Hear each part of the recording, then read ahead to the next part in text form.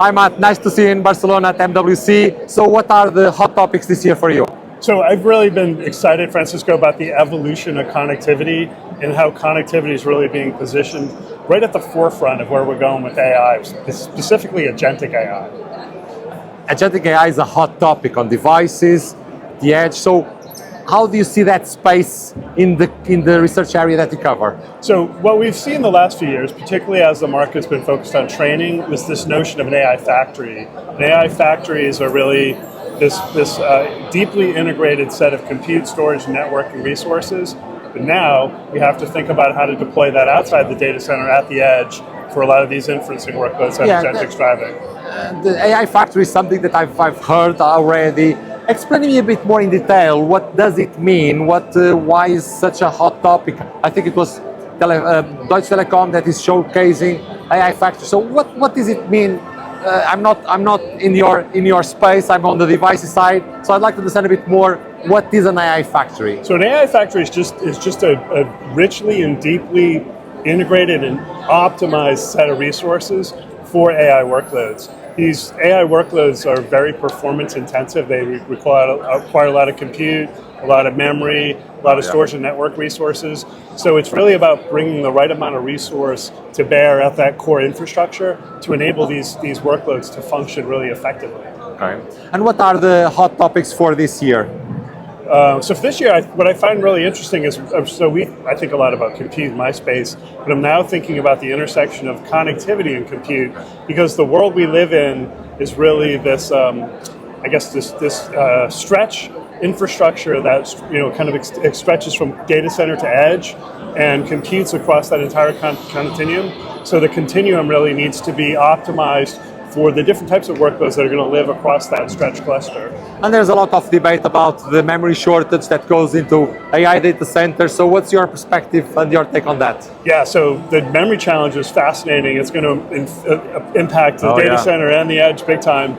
So what I'm hearing a lot from the suppliers is that they feel pretty confident they have access to the supply that they need to kind of build the book of business that they're... For data centers. Yeah. Because on device side, on the smartphone PCs, is exactly the opposite. Everyone is really concerned with the topic at the moment. But even on the data center side, the variability in pricing is so significant that it's very, very difficult to really kind of plan for this. So the terms on pricing are super limited, usually like 14 days maximum. Also, even those who are buying memory, the hyperscalers buying memory for the infrastructure and data center, so they are also seeing the spike in pricing? They are, absolutely, and we also have the hyperscalers putting pressure on this because they keep raising their CapEx budgets for the data center, so they're consuming more and more of this and putting more and more pressure on this. But essentially you have the vendors trying to figure out how to fulfill and optimize fulfillment across this really difficult to measure pricing climate.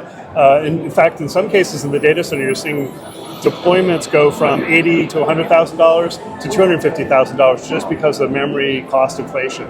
And when do you think this will ease? Because they will not be able to, or they will not be building data centers forever. So at some point, that demand for memory will become a bit more reasonable. Correct. Do you think it's going to take, 2-3 years longer? Do you think there's a lot more infrastructure that needs to be built? Right. I think it's at least through 2027 before we start to see this resolve itself. So probably in 2028, the memory suppliers aren't in any great hurry.